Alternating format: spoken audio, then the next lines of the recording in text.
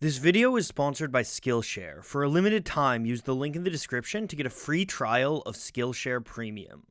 There's an old blues legend that goes something like this. If a man wants to learn to play the guitar like no other, all he need do is find his way to the crossroads. If he waits there till midnight, the devil will appear and offer to tune his guitar. Once the act is complete, the man will be able to play anything he wants. And for this small favor, all the devil asks in return is the man's soul. Now, selling one's soul to the devil is nothing new in music, as I explored many years ago. Today, however, we're going to look at a different angle on this legend. The place at which the deal is made. Of all the marks that humans make on the earth, crossroads are among the simplest and most enduring. Monuments change across the world, and buildings rise and fall, but little changes about crossroads, no matter where you go. And as long as humans organize ourselves in towns and cities, crossroads will remain, and so will the legends of their dark powers, and of the strange spirits who occupy them. Let's take a closer look.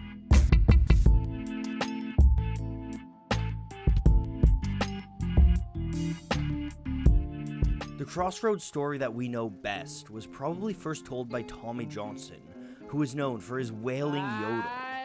But then, through the strange tides of history and myth-making, the Crossroads became closely associated with another blues singer, Robert Johnson. These two musicians helped turn the Crossroads into an iconic piece of blues lore, but blues isn't the only culture with traditions built around the Crossroads. Cultures from all across the world have tales that they tell about the Crossroads, dating back generations. In fact, many of the crossroads across Europe and Asia were first paved by the Roman Empire more than 2,000 years ago. And stories of the dark rituals performed at those crossroads are just as old. The Greek goddess of crossroads was named Hecate. It's said that she ruled over boundaries and entranceways, and as her myth evolved, she became closely tied to witchcraft. In later depictions of Hecate, she is sometimes described holding keys to the underworld in her hands. This version of the goddess rules over a liminal space, the transition from the known to the great unknown beyond. In a sense, this is what crossroads often represent as well. One is said to be at a crossroads in life when it comes time to make a big decision. And before modern technology, many people would only see crossroads when traveling on long journeys, away from the safety and comfort of their home. In those days, crossroads were a meeting spot, a place where you could have encounters with those who came from the strange places beyond. And that's the role that the crossroads play in Haitian voodoo, a religion that mixes Roman Catholic influences with West African spiritual traditions. In Haitian voodoo, there is one all-powerful god, but you can only speak to him through spirits known as Loa. If one wants to communicate with the Loa, one must first speak to Papa Legba, who is the Loa of Crossroads. This mythology made its way north from Haiti when transports settled in Louisiana at the end of the 18th century. As these Caribbean populations spread out, many of the voodoo magic traditions known as hoodoo took hold across the American South. And this hoodoo may be the origin of the crossroad myth as we know it today. In Deep Blues, the musicologist Robert Palmer identifies Tommy Johnson's crossroad story with the myth of Legba. Voodoo's Legba was influenced by Eshu, a trickster god in the Yoruba traditions of West Africa. And that trickster identity is one that Tommy Johnson also adopted. Palmer says that Johnson used to carry around a rabbit's foot and perform wild acrobatics on stage, leaning into this mystical identity. Tommy Johnson gained some level of popularity and notoriety thanks to the mythology he created around himself, but his legend would soon be overshadowed by another, Robert Johnson. As someone who lived poor and died young, most of Robert Johnson's life is shrouded in mystery. Even the few photos we have of the man were unearthed long after his death. As a result, most of what we know about Johnson actually comes from the 1960s, after Columbia Records released Robert Johnson, King of the Delta Blues Singers. That record brought Johnson's talent to the attention of a new generation of musicians that included Bob Dylan, Keith Richards, Eric Clapton, Peter Green, and many more. By the time Johnson became known in the mainstream, his myth had already had decades to grow and warp. It seems possible that the myth of Johnson the Crossroads may have been birthed out of sheer accident. Information was much less accessible back then, and it's easy to see how a young blues enthusiast might conflate the stories of Tommy Johnson, who sold his soul at the Crossroads, and Robert Johnson, who sings Crossroad Blues. But what we do know about Johnson's life helps to play into the Crossroad mythology. Johnson spent most of his life on the road and died at 27 years old. And then, of course, there's the infamous story that bluesman's son House tells of Robert Johnson. House says that Johnson would follow him and Willie Brown around, making a racket with his guitar and driving people crazy.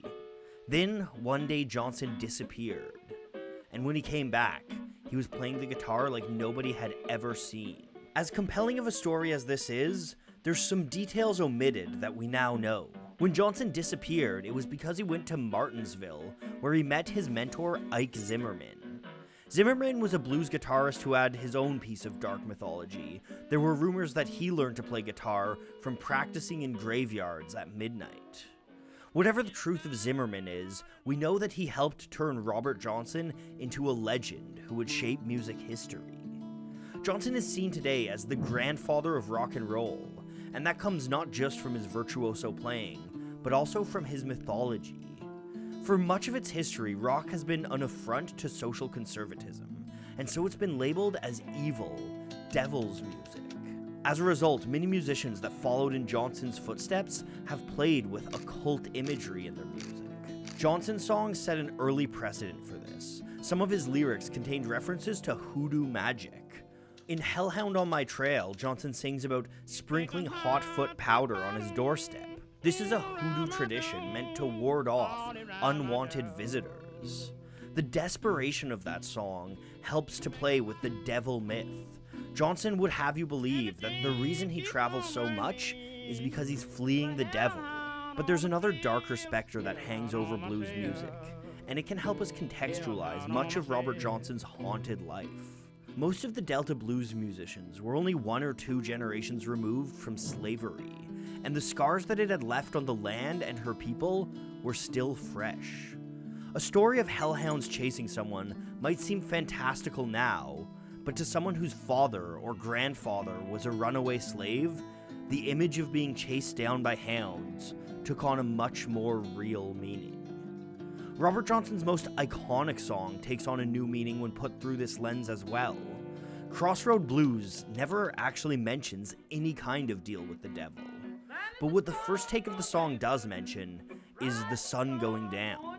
When viewed through the lens of hoodoo and deals with the devil, this speaks of the onset of night and the dark magics that come with it. But for generations of Black Americans, the sun going down also carried another meaning. After the abolition of slavery, thousands of American towns became what are known as sundown towns. They got this name from signs they would post, warning that anyone who wasn't white had to be out of town by sundown, under the implicit threat of violence or death.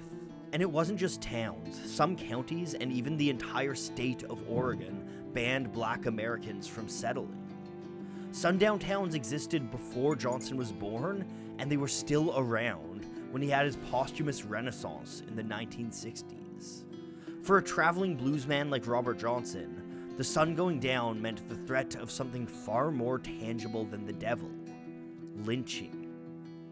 And just as Johnson's haunted music still looms over rock to this day, the violent world he lived in is still baked into the lineage of so many southern crossroads.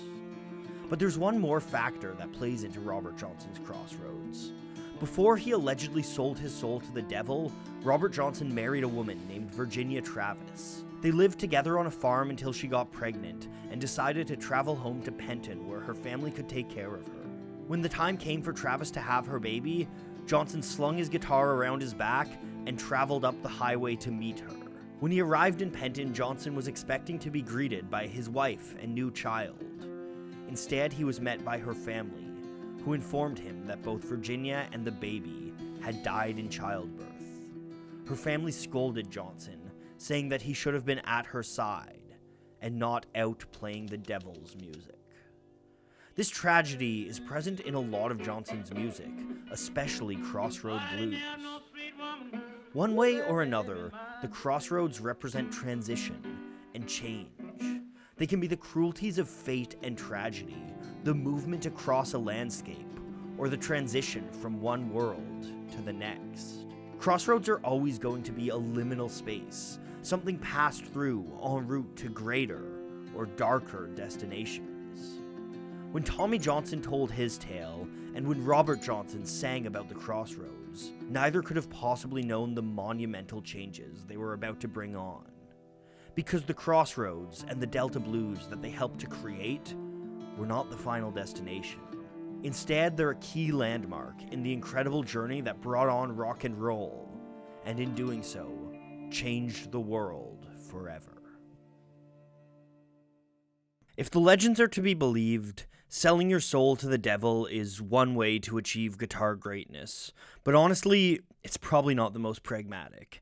If you want to learn guitar without the risk of dooming your eternal soul, a great place to start is Skillshare. My friend Mike Boyd has a fantastic Skillshare class on guitar fundamentals.